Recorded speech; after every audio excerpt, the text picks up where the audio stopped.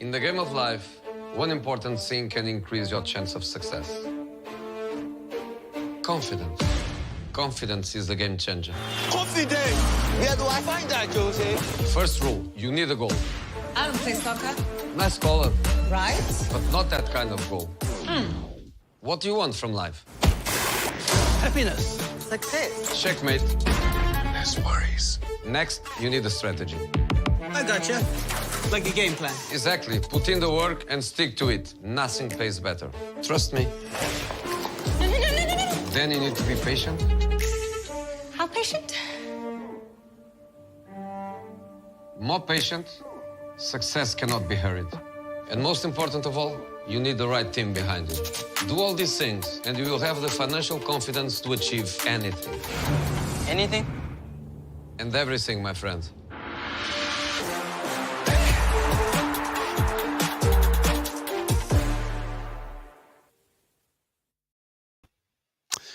Welcome to the Western Cape Teachers Forum, a platform where we educate, empower, and excel.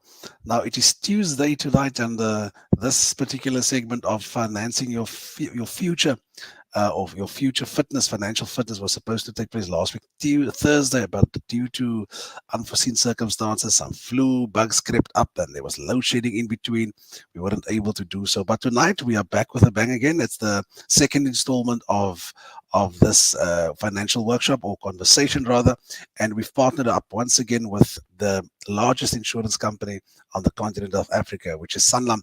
Now, look, ladies and gentlemen, I see that there's a long weekend coming up. I'm hoping that everybody is keeping sane. Our thoughts at this stage with the people of, I think it's in Durban, KwaZulu-Natal. There's lots of flooding happening, and so please keep safe, stay safe. If you're able to lend a helping hand, assist a brother and a sister who may be in need at this stage. And I believe the weather forecasts and predictions are that it's moving down to the Eastern Cape as well. So please prepare. And I know people are going to be on the road this weekend. That's a long weekend. We're only coming back on next week, Tuesday, to our schools. So please keep safe and do what you need to do and look after the little ones.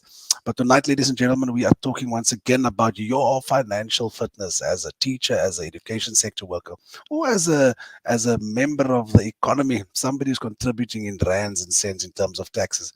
And so we want to talk to Mr. Brendan Mettler, who's one of the financial advisors at SANLAM tonight, who's going to teach you and tell us exactly how to go about your finances in these days.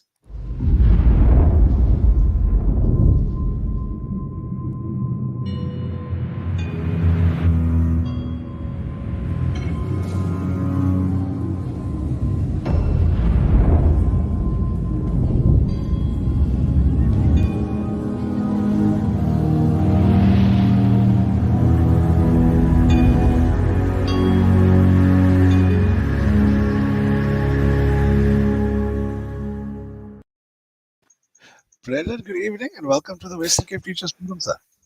Good evening, sir. Thank you so much for having me. Well, call me Lee. Listen, with a surname like Mettler is a very, sounds very officious. I mean, and first of all, is it Brendan or Blandon? I don't want to get this wrong. Which one is it? Look, it is Brendan. Brendan. Okay. It's not the Brandon or the that guy. It's Brendan. I'm from Wellington. Okay. Listen. No. Well, welcome all the way from Wellington. It's lovely to have you here with us tonight. Listen, I want us to jump right into this conversation. Apparently, there are prizes up for grabs this evening. There are two very simple questions that people must watch out for, or the answers of the following two questions. The first question is, give one example of good debt. And I'm sure you're going to cover that in your presentation, your short one. One example of good debt. So people, please follow us or comment in the comment section with the letter A and then the answer of what Brendan is going to say to us about good debt. And B, if markets fell today, should I withdraw all my money? So those are the two questions that you need to be attentive for, but more so the answers of those questions. And the two lucky winners will receive SANLAM branded gifts. Portia is watching keeping a watchful eye in the comment section. Portia is from the marketing department at SANLAM Western Cape. So she will get into contact with you and maybe she can share with us what those branded items will be looking like. But yeah, watch out for that. Brendan, are you ready with your presentation for us? I'm good to go, sir. Good to go. All right, let's do this. And after presentation, I'm going to get a teacher from the Mitchells Plain School of Skills to join us as well, just to engage you on what you have said to us in terms of our relationship with money. All right, so here we go. Awesome. Lovely.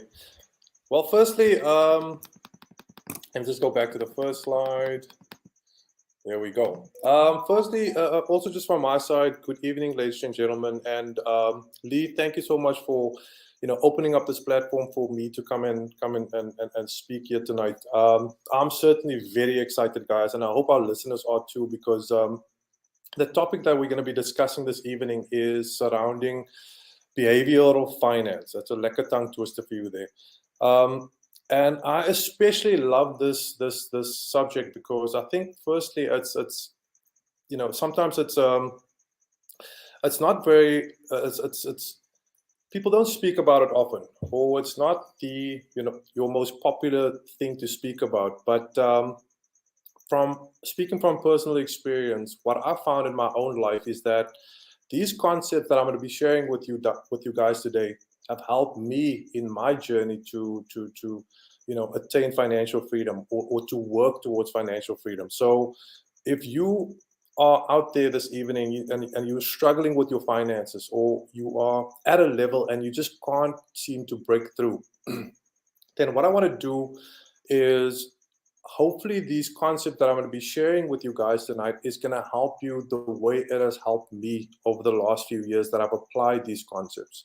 So once again, also just from my side, thank you and welcome, guys. And to give you a little bit of structure in terms of what we are going to be doing this evening. So we're going to be covering four behavioral biases. And as I'm going through these things, I just want each and every person to think about how these biases also apply in their own life, right? And then we're going to go to the areas of concern. And once we get there, I'm going to be looking at certain things that I see, certain trends that I see within the community, within my clients, within my own life, and also family members and things like that. So what I want you to be doing is think about how these things apply in your own life. And when we get to the areas of concern, perhaps we can compare what I come up with and what you've been thinking about, or the things that bother you in your life. And then after that, we're going to be going to a couple of solutions to see how we can address those issues that we spoke about earlier. And then Lee's going to open the floor to a couple of questions. And yeah, so without further ado, let's get into the presentation, guys. So the first bias that, okay, let me just get to there we go.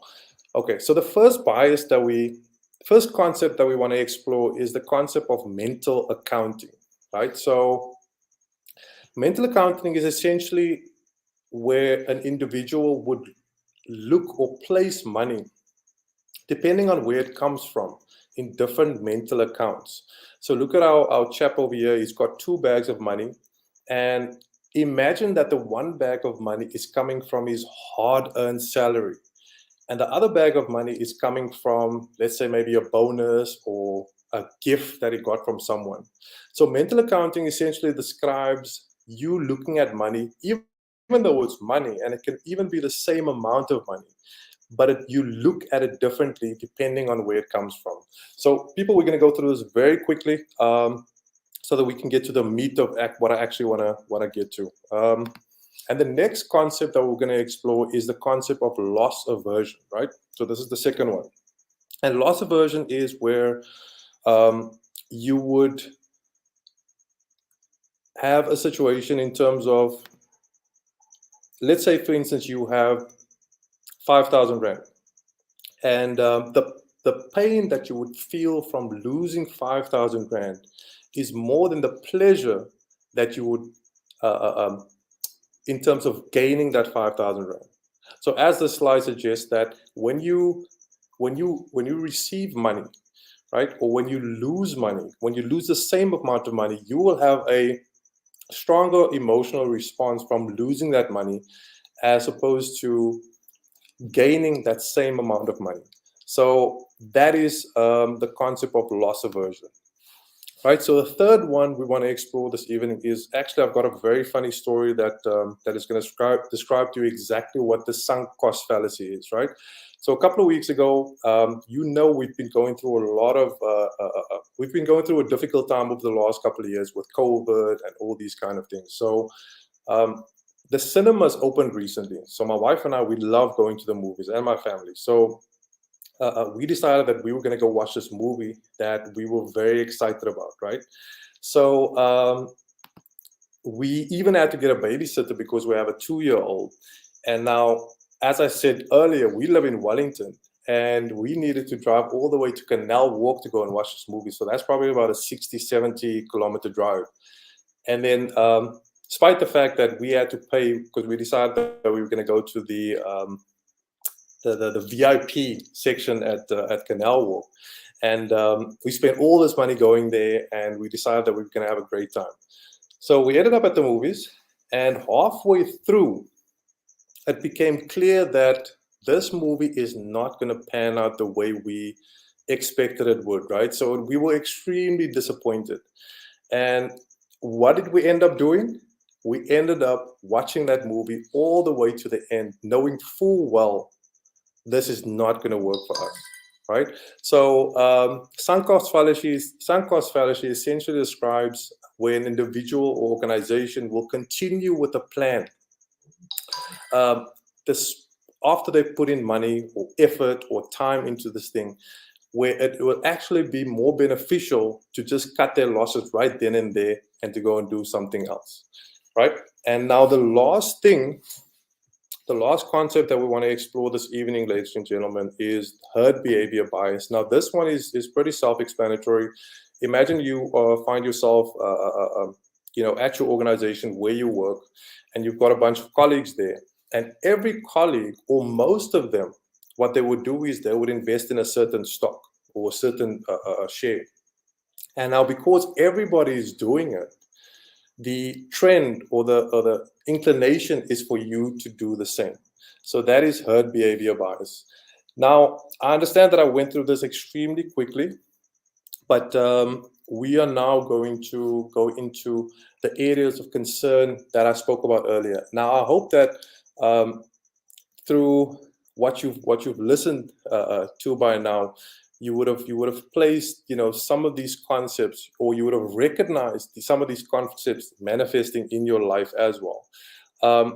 So now what I'm going to do is I'm going to look at how these concepts or the things that I've seen, when I'm working with my clients, or just friends and family and myself, and the areas of concern that I've come up with.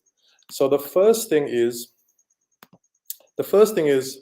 when we go back to mental accounting, the first concept that we've explored is that when I come with a client and I do a full financial needs analysis, I would sometimes find that a client would have a lot of debt. And also at the same time, I would find that the client just had a bonus paid out to them, but not a cent was paid towards, spending or paying that debt. Instead, what they did was they spent the entire bonus towards a holiday, or they did something else. They put it on a deposit on a car, or whatever. Everything apart from paying that debt. So how do we actually solve that kind of problem? Because as you can see, that your debt is not going to go away, right? Your debt is not, it's going to stay there, and it's going to cause further and further problems. Because as you know, in the interest rate environment in South Africa, the interest rates are extremely high, right? So how do you actually get yourself to, when you have money coming in from these sources, maybe from a gift or somebody, or an inheritance or a bonus, something that you see as money that you didn't really work so hard for, how do you actually make sure that you stick to or that you work towards something better in the future? So the first thing that you would do is you would create a financial plan. So whenever money comes in, whether it's through your salary, or whether it's through a bonus, or whether it's through a gift or inheritance, it has to go through your financial plan, right? And let's say, for instance, part of your financial plan was to save for an emergency fund. Then that money has to go through there, and then you would use that money to pay for your emergency fund, or to save for your emergency fund. Or let's say, for instance, part of your financial plan was to pay the debt. Then money coming through your financial plan you will then ensure, or you will have a blueprint to ensure that whatever comes in is not seen as different money or different sources of money, but that you always make sure that the money goes to the financial plan first, right? So the first thing that you would have to do is you create your financial plan, and then you stick to your financial plan whenever money comes in from a different source. Secondly, areas of concern for loss aversion. Now, this is where a lot of people lost a lot of money, especially when the COVID market crash happened in 2020. Now, the markets went down considerably. Now, a lot of people, what they did was when they saw that they were losing a lot of money, their fund value would, for instance, be 1 million rand today. Let me just give you an example. And over the period of 3 weeks, they would have lost maybe 300,000 rand. Now, trust me, this is easier said than done, but anybody is going to get a fright if they see that they've lost 300,000 rand within the span of 3 weeks. So, but the better thing to do in that instance would be to not make an emotional decision. And when I said create a financial plan in the beginning, this is going to be a recurring theme throughout these slides that I'm going to be showing you guys. So part of your financial plan should have anticipated any losses, even losses as bad as your COVID-19 disaster where the markets crashed 2 years ago.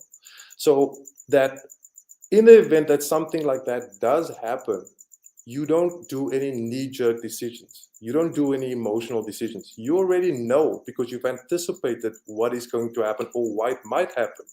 And then from there, you know how you're going to react. You know what your plans is, right? And the other issue that I also see that where people lose, a lot of growth on their investments is the fact that they're not taking enough risk.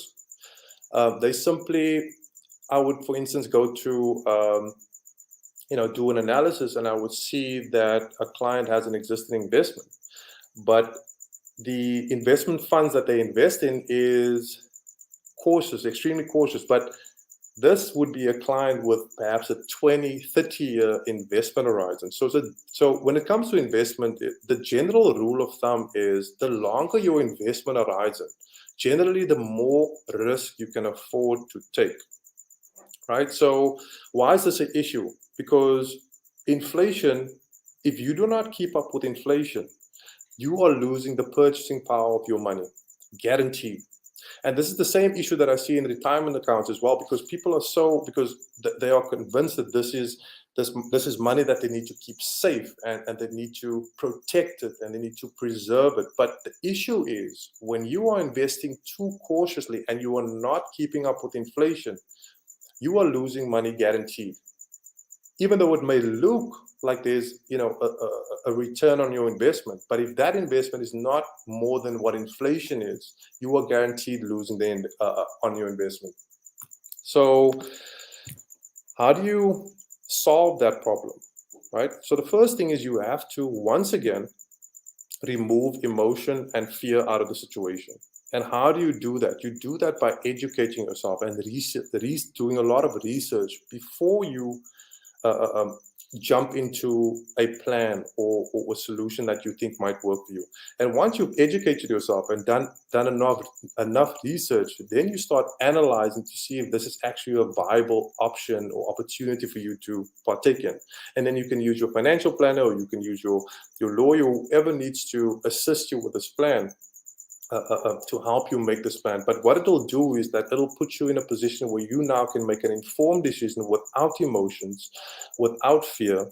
And when you have that knowledge, and I'm not saying go do a 4-year degree on finance to understand what you to understand which funds you need to invest in, but what I'm saying is do your homework as well, just to ensure that you are not too fearful of what it is that you are about to do. And the third one, before we end with the last one, is the sunk cost fallacy. Now, this is also something that is extremely prevalent, in today's financial world, is that people are overinsured in terms of funeral policies. Now, I've got one of my favorite clients is an elderly lady, and she's retired now. But when I met her, she had 26 funeral policies. And then we ended up consolidating those funeral policies to 10 policies without jeopardizing her benefits, without compromising any benefits and in terms of waiting periods or anything like that. So it can be done. But what was good about this lady is that she saw the light. She saw the error in her ways. So she decided to not be emotionally attached to all those policies and think that, well, I've paid so much money on these things, so I might as well just keep it, which describes that whole sunk cost fallacy concept. She decided that, you know what, I'm going to cut my losses today. Whatever I spent on all these policies, I'm just going to leave it. I'm not going to be able to get that money back any day, but I'm going to work for my future now. And this is the same story when it comes to outdated life cover policies and savings plans that we see in the industry. On many occasions, these things do not speak to the client's needs anymore. But because we are so afraid, we are so risk averse, we do not want to lose the things that we've been paying for the last 10, 15 years, right? And it could lead to our detriment down the line. So how do you solve this thing? You actually just have to be emotionally strong and say, like, look, I've paid all this money. Like, we went to the cinema. We got a babysitter. We paid all that money. We did all that effort, and we still were disappointed. So we actually just needed to say, look, what this movie is not going to happen for us. Why don't we rather just cut our losses halfway through the movie and go do something else that is actually going to be beneficial for us? So this is the same decision that you have to make when it comes to these things. And I understand it's extremely difficult, but at the end of the day, it's either you continue with the things that you know full well is not going to get you there, or you make a decision to improve your future. So the last area of concern that I want to discuss with you today, colleagues, is the issue when it comes to the herd behavior bias. And we have, within the GPF space especially, there's always this debate in terms of, are we going to stay with a GPF fund, or are we going to take our money to an approved retirement fund? Now, what I've seen happening, the trend is when I go within a certain organization, if the tendency, or if everybody is moving towards, okay, we are going to stay in the GPF fund, then the tendency is for people to do the same thing as well, because it's the easiest decision, right? And vice versa. If I come into an organization and the consensus is that we take our money to an approved retirement fund, then what happens is you who are retiring today, you are also going to lean towards doing that, right? So why is this a problem? This is a problem because you are not doing what is best for your situation, right? So you have to analyze what's best for your situation.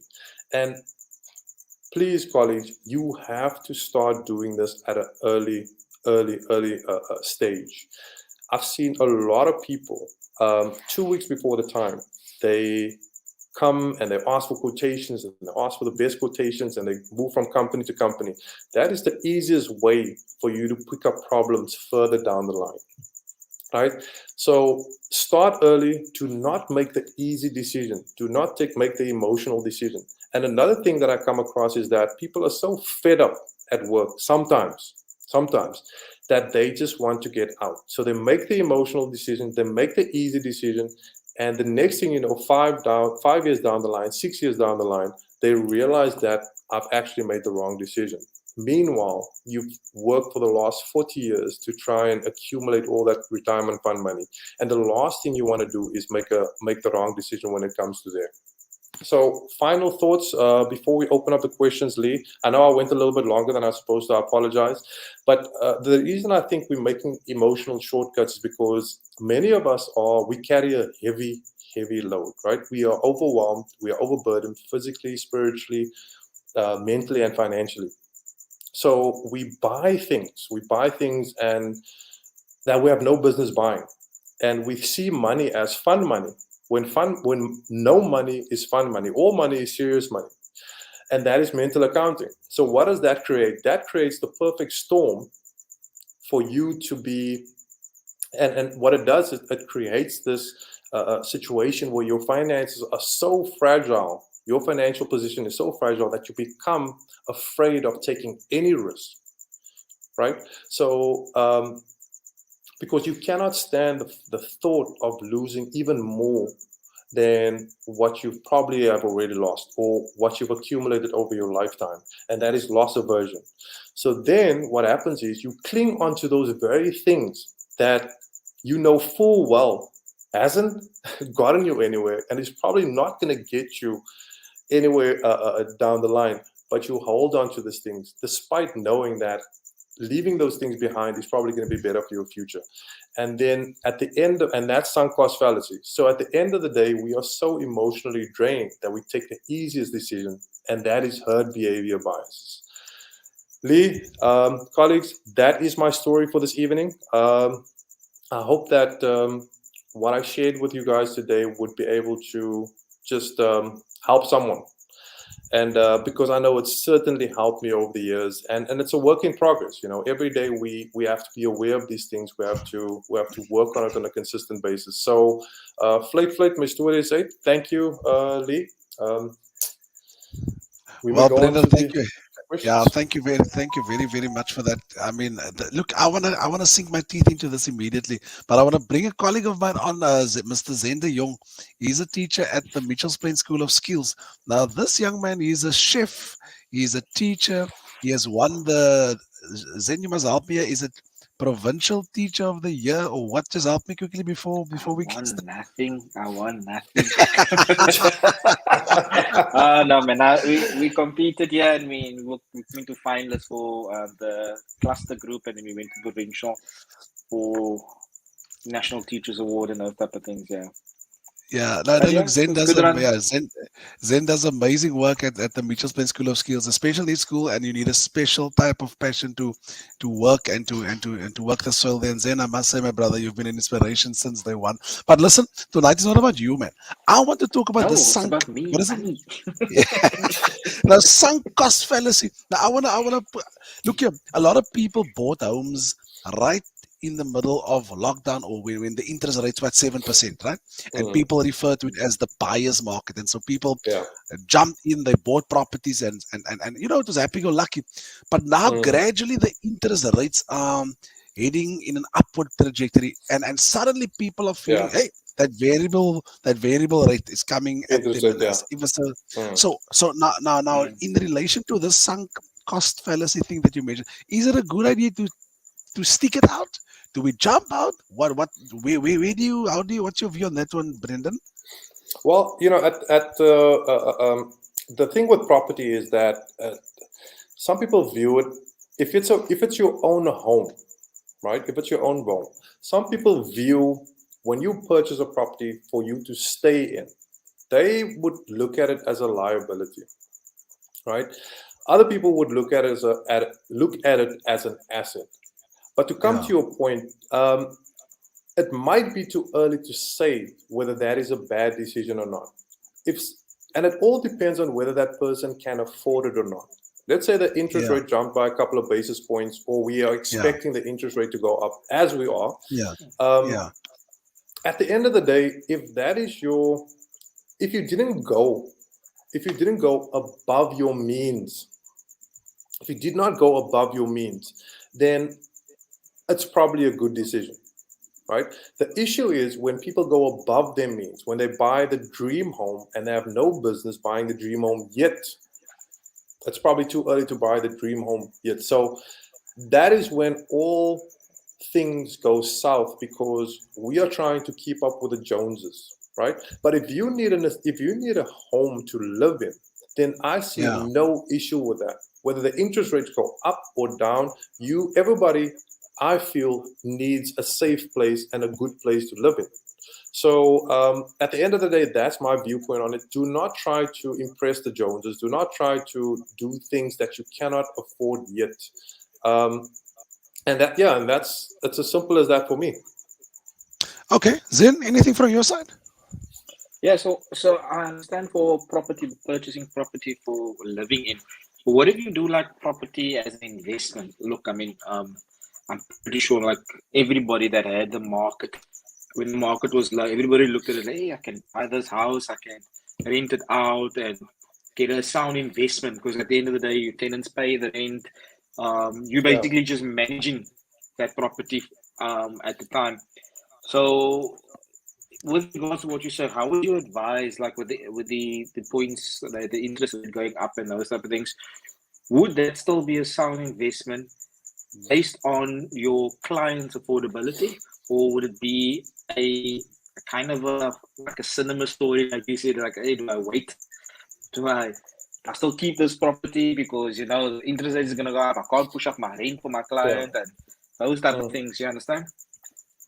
Yeah, I think I get you, but the thing with investment properties, or the thing with properties in general, is the fact that they are properties and they are investment grade properties. So it's up to you to go and do your homework. Robert Kiyosaki said you must look at least 100 properties before you buy one, so that you can see the finer details, the nuances of what makes a property special, right? So you and I can go and do that. We can go look at 100 properties, and when you come back from those 100 properties, I promise you, you're going to be able to see what makes a property different from the next one. So you have to ensure that you are always purchasing investment grade properties where there's high rental demand, right? Now, I understand the interest rates are going to go up. Inflation is going to go up. Inflation is going to go down. Yeah. But that is not your issue. Your issue is, did you do your homework? Did you do your analysis on this property, right? And if you did that, then you can now make an informed decision whether you want to go ahead and purchase this property. I, myself, personally, I'm a huge fan of investment properties, right? I think it's investment properties, they have some characteristics that other investments don't necessarily have, like depreciation, in terms of taxes and all those kind of things. And also, the awesome thing that you can do in terms of property is that you can use other people's money. You can use the bank's money to purchase properties, right? Yeah. And you can literally use your imagination in order to purchase that property, as long as you ensure that this is an investment grade property. Don't just go and buy down the street and walk down the street and see, okay, I want to buy this property because I think it's going to fetch a good rental income. That is not how it works. You actually have to do your homework when it comes to investment properties. But hands down, for me, it's one of the my favorite investment vehicles to use. So yeah, I hope that answers your questions. And I can get carried away a little bit. Yeah. Look, Zen, before you ask another one, I want to just focus my attention on the comment section at the moment. And thank you very much for everybody who's partaking in this conversation. We are streaming live to Facebook and YouTube simultaneously this evening, and both platforms are nice and buzzing. But colleagues, thank you very much. And I see that there's a number of you that have answered the questions. The first question that we asked you, and there are 2 prizes up for grabs. It's SANLAM branded items. Portia from SANLAM, she's in the comment on Facebook, and she hasn't disclosed what they are, but I'll ask her to do that at an appropriate time. It says the first question that I wanted you to answer is, give one example of good debt, and the second question is, if markets should fall today, do you withdraw all your money, or do you keep the little or lot that you have? What would be the best as possible way forward? Now, before we get to the questions, or the answers rather, there's a number of you who've answered, and we're gonna randomly select one from Facebook and one from YouTube as well. But Lance Peters from he's a good friend of mine. He has retired, and Lance is a very, very good friend of mine. He did our, I think in the Lance, what was it, a couple of years ago, we did our pregnancy shoot, and Eddie is now 4 years old already. But here's a question that Lance asks, and this is for Brendan. Desperate times brings about desperate measures, which increases the risk of emotional decisions. People avoid speaking to advisors when they are under duress. Now, how does one overcome this? And I mean, I suppose it's got to do with probably your pride and maybe other things as well. But how would you respond to Lance at this stage, Brendan? I think Lance, this is one of those things where you have to get somebody that you trust. That you have to get somebody that you can build a relationship with, and whether you may have had a bad experience, because I've had a lot of issues where I would approach a client and they say, you know what, I want nothing to do with advisors because they only try to make money off of you, and it's an issue. And but what I would say is, if you find somebody that you can walk your road with, you are blessed, and don't expect advisors and people to be perfect. But find somebody that you can relate with, somebody that understands your language, somebody that understands your situation, and it might take a month, it might take a year, it might take 2 years, but I always say that you can go at it alone. When you feel under pressure and you don't want to deal with people, you can do that. You can definitely do that. But I'm from a sports background, and I feel that you are always stronger when you move in a team. And so take your time. You don't have to speak to the first individual that you meet. Meet 2 or 3 or 5 people, or even 10 people. But take as much time as you need in order to find the right person that's going to assist you in this thing, that's going to walk that road with you, and that's that you can trust with your stuff. And it does, like I said, it doesn't have to be the smartest person on the planet, just as long as you know that this advisor has the best interest at heart for you. So yeah, that's what I can say about that. Okay. Zain, one last question from your side to Brendan before we get to the prizes. Like he mentioned the property and stuff, but so that's good advice. So thank you for that and stuff. Any other good advice on what is as an investment? What is good sound investments at this day and age? What would you recommend? You did mention, it was part of one of my questions I was going to ask. You did mention the different types of property and stuff, but what else would you advise as a good investment? I would advise, and this is going to sound very cliche, Zain, I would advise that you invest in yourself in terms of a skill, right? Because we can never determine what the market is going to do. We can never, even an investment grade property, there's always going to be risk involved with any investment.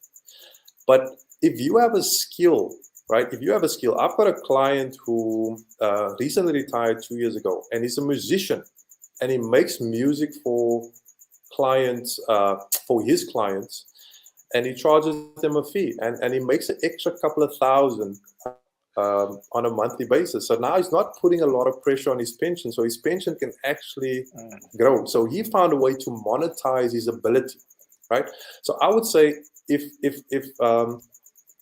a good sound investment decision that where you can't go wrong is invest in a skill of yours. You've got plenty of skills. You've got plenty of things that you can enjoy. All you have to do is you have to use your creative thinking, your imagination in order to monetize that skill. Because I can promise you, if there's something that you can create on this planet, there are people who's going to want to buy it from you. I'm in the industry and people need financial advice, right? So that's my monetizable skill. You have to find what is your monetizable skill, whether it's, we spoke earlier, whether it's speaking about bikes or reviewing Harley Davidsons or anything like that. It can be fun. We've got so many opportunities nowadays, right? Yeah. Like just use your imagination, grow your skills, and then you don't have to worry about the market is going to do. You don't have to worry about what your investment property is going to do or what your pension is going to do. You are in charge. You have the power to be able to monetize yourself. And then those other things are supplements to what you bring to the table. So yeah, may have sounded very cliche, but it's something that I honestly believe in, guys. We have to be able to monetize our skills. I like this guy, Lee. I like this guy. Yeah, no, listen. Okay. I think I need him like when I go to the shop. He's just like, hey, Zed. Okay, listen. We need to bring this show to a close. But oh yeah, Portia said, yeah, hello everyone. There are 2 SANLAM cooler Cooler and barbecue sets valued at 350 each up for grabs. Okay, let's take it to the audience. Okay, so the two questions were: give an example of good debt, and secondly, if market should fall, do I withdraw the little that I have? Brendan, what are the? I mean, we've got a couple on question A. Would you say B? If the market should fall today, do you withdraw your money, or what do you do? Just quickly, what do you say? Well, the issue with withdrawing your money when the markets fall is that you lock in your losses essentially, right? When you have to understand that once you invest into an investment fund, it is going to fluctuate. It is definitely going to fluctuate because that is the nature of an investment. Now, when we have an issue like COVID and the markets fall, it's a dip. Right? It's a fluctuation in the wrong direction. But 6 months later, 8 months later, the markets recover. So the issue is, if you have that knee-jerk decision, you see, oh my goodness, I had $1 million, now I've got 700,000. I'm going to withdraw my money and into my bank account, into cash. Now you solidify that loss. Right? Now you solidify that loss. Now you are out of the market. And then all of a sudden, a couple of months later, the markets recover. Yeah. And you now want to jump in, right? Yeah. And you want to jump in always when the markets are high. You don't want to jump in when the markets are low. But you should actually jump in when the markets are low. That is when you should actually jump in. Or at least that is my opinion. I'm not giving advice on this channel. Yeah. But the issue is, if you withdraw your money at that stage, you are locking in your losses, and then the market's going to go up without you.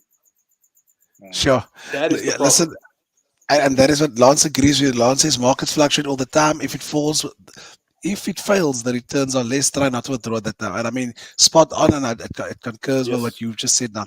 All right. Agreed. Now, I'm going to go to the questions quickly. Now, let's see. Okay, hello, Portia. You said hello. And listen, Brendan, a little birdie told me that you're a professional basketball player. Yeah.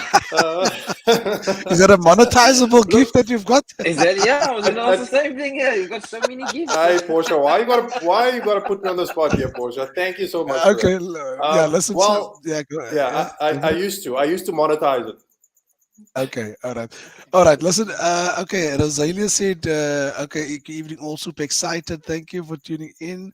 And Madeleine said, hello, Madeleine, my family there in the Doorns, on the other side of Worcester. She's tuning in from the Hex River Valley. Okay, is it Saleha? I'm sorry if I'm pronouncing it wrong, but it's Saleha. Good debt is buying into property, invest in education, anything that would benefit an investment. Now that's one part, and I needed a second part to that. So I don't know. I'll leave it for you to decide, Brendan. And then Angelo says, mortgage or student loans, it contributes to the financial wealth. It creates the potential for creating more health. So he's referring to this probably being good debt. Yeah. He meant wealth. Sorry, not health. Good wealth. All right. So I think is it a one-sided answer there? I'm not sure. Am I reading it correctly? I can give you a one-sided answer. But they're all on the right track. They're all on the right track. They are steering in the right direction. Yeah. It's essentially where you purchase an asset that is going to bring money into your account. Like it's where you purchase something that is going to provide or ensure that you receive an income or growth or that sort of thing, right? So that is what I would consider good debt.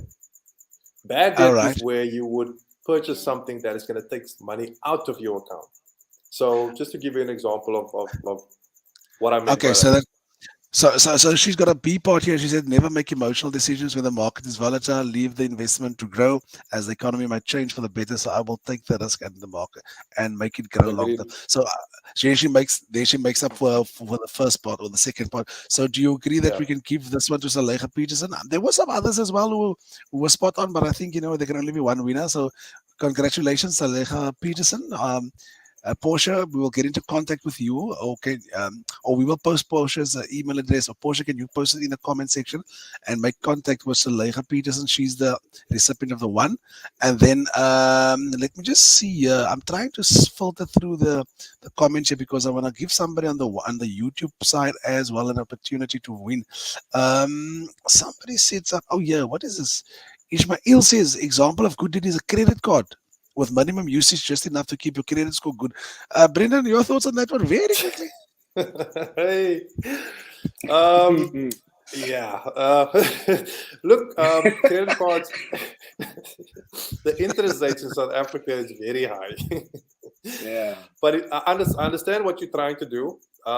Perhaps a better strategy in America, but definitely, yeah, I wouldn't go with that one. Like, because I just know we as people, when we got that credit card, what are we gonna do? Look, I see something nice. Next thing you know, you purchase it on the credit card, and your intentions might be good, but yeah, you might have that moment of weakness where you decide, look, nah, I'm gonna buy this thing, and then you're in trouble. So long story short, Mr. Isaacs, yeah, it appears that you may not quite be on. Look, if it's a good thing for you, you can manage it by all means. But generally, in terms of because of the high interest rates, it's not a wise thing to have. I mean, all right, but okay. So I understand what he's saying. yes. I understand what he's saying. Okay. Because like my mom always used to tell me when they bought their first house and they came back from overseas and they had cash. And they needed to buy the house. Mitchell Smith houses at those times was cheap. They couldn't buy the house because they didn't have any credit. So my dad had to go, I think, to Joshua Door and go and buy a toaster on credit so he could buy a house. That kind of, he's from that old school. I kind of understand where he's coming from that for getting a credit rating. Yeah, understand? Okay. But yeah, I kind of know where he's going with that one. That's an old story from my dad. It's the same now. But I mean, yeah. If he's from the old Goloofies. No, I take my cue from SANLAM, yeah, from Brendan. So you. Yeah, I was well. That was Ishmael, 40 years ago. I don't know what to say. Yeah, Ishmael, if you can help it, stay away. Yeah. If you can help it, stay away. Like most people, people are very emotional. So. Okay. No, thank you, sir. Okay, so then on the YouTube side, I've got Sherwin Govender. Sherwin Govender says, a loan to purchase an asset grows in value. Is he correct with that one, sir? Yes, definitely. All right. That's essentially what it comes down to. 100%. And B says, never. When markets fail, what did it fall by more? They grow on discount.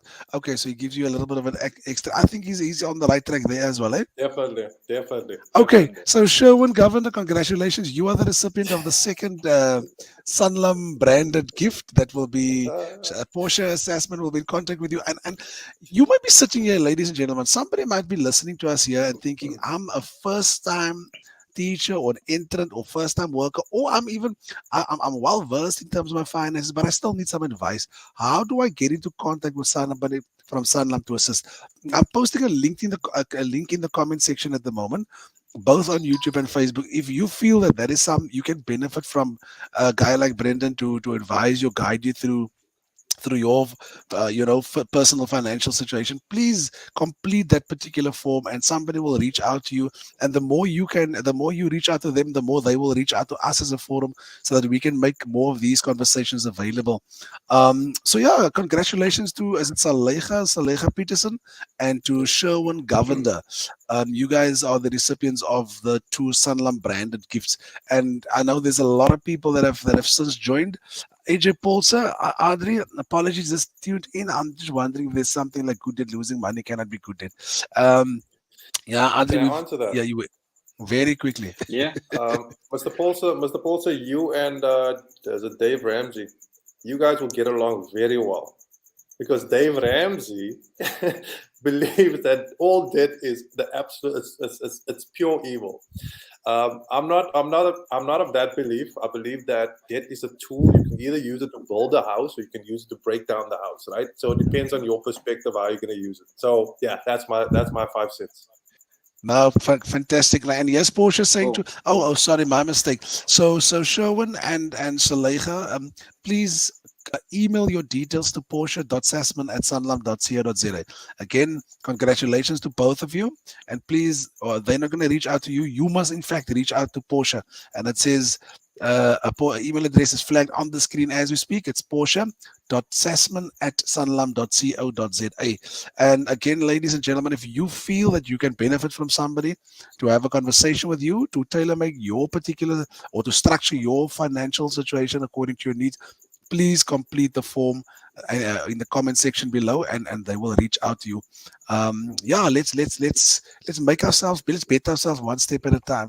We're not going to do it in a blink of an eye, but as like Brendan said, we'll start somewhere, and as long as we're moving in the right direction. Then I remember in 2015 or 16, I think, when I was working at the Mitchell's Plain School of Skills, I bought a Opel not Opel, what is this thing? A Captiva, no, a Chef. Oh my word, Brendan. Captiva, yeah. I tell you, because I've got a large family, I thought, no, I'm going to buy a 7-seater, but it was a second. Look, it was a decent car, but brother, that car was a gas guzzler. I was choking myself every month with that thing. And I would complain with Zen in the afternoon, how do I get rid of this thing? But it's that pride thing, and it's like you're going back to the wife and say, you know what, I'm going to resort to the little Corolla she's standing in the garage now. Yeah. But yeah, it's like you said, I've learned sunk cost fallacy. Yeah, that thing I'm gonna. Yes. It's gonna cut your losses. Cut your losses. Sing your losses and stuff. Yeah. Yeah. Look to the future. Yeah. Listen, I had the same mistake. Yeah. Listen, any last thoughts from you guys? Very short. Brendan, you first, and then Zen, and then we take it out. Very last Zen, thoughts. you can go ahead. No, I'm gonna listen to you for. I'm writing down something to ask you quickly. Okay. Well, I just think we all have the ability to generate wealth. It's not unique to certain people. I work in the financial service industry for a good couple of years now, and I've seen some absolutely beautiful things that people can create and sell. Selling, I used to think when I was back in the day, I used to think I was too good to sell. I was when I was a sports person, and my career was going to the point where I needed to find something else. I was like, I would never work in an industry where there's a sales element to it. And lo and behold, God knows your heart, and he did it on purpose. And he said, I'm going to put you in the sales industry. I'm going to make you work in this industry so that you can understand that this is not a curse. This is an absolute gift. This is something that where you take the power back in your hands and use your abilities to create wealth for yourself, right? And I want to leave people with that today. Doesn't matter if you are working a job that you're probably not liking at this moment. You have gifts, you have abilities, you have all the tools in order to generate wealth for yourself and for your family and for the people around you. And that is the message that I want to leave with everyone today. So yeah. Sure. I feel that you should go on and on. I'm sponging it. But Brendan, thank you very much, man. Yes, I've definitely been enlightened by your short input here, and I'm sure a number of people who tuned in as well. Zen, you've got 30 seconds, brother. Yeah, I actually like what he said. I work, like you mentioned, I work at a school for learners with skills and those type of things. And my first question to leave, and he told me about this, like, well, what advice can I give the kids? And I think you hit the nail on the head there tonight, because we are a skills school. So, invest in yourself. You get your first job, yes, you work through it, you do, like you said, you get you upskill yourself. You upskill yourself. Yep. And then you start investing in yourself. Once you know what your niche is, you start investing and you start marketing yourself, which is what Lee's doing. Lee knew he could talk on the radio. He's a good talker. So he invested in himself there. Monetize, brother. Monetize, please. Monetize. Listen, colleagues, thank you very much. Our time is far spent, and yeah, look, but it goes like that when you're having fun. And it was tonight was insightful, I must say. And likewise with the Nash the other day, all of Sanlam's conversations are so enriching, and I sincerely hope that people take heed of this great advice. It's free of charge. But if you feel that, and like Lance said earlier on, if you feel a little bit, you're under duress and there's a little bit of pride creeping up, take that first step to financial freedom and give the guys at SANLAM a call or reach out to them via the form link that I've sent in there, and they will make sure that you get the best possible advice. Ladies and gentlemen, that's all from my side. I wish you a beautiful week further. Have a safe and fantastic long weekend. Again, our thoughts are with the colleagues I think it's in Durban, where the floods are currently happening. Stay safe wherever you are. It's Easter weekend. Be with your family, and I wish everybody a safe return come next week, Tuesday. God bless and stay safe. Thank you, guys.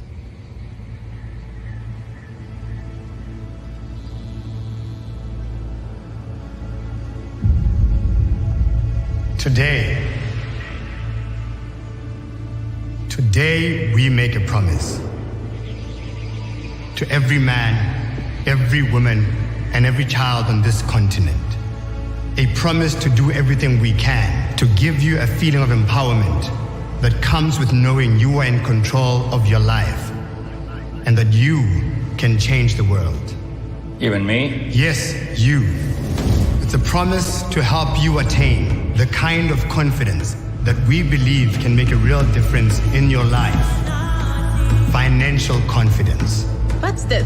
It's knowing that you can look after the ones you love and the things you own, and that you are prepared for the challenges that life may bring. It's the kind of confidence that opens doors and unlocks dreams.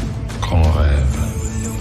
And whether you have a little or a lot, it can help you access limitless possibilities and reach new potential. Cindy Lungi. That's why we never take our promise lightly.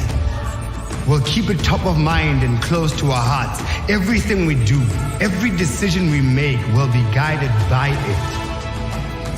So that you can live knowing that today is going to be a good day. And tomorrow will be even better.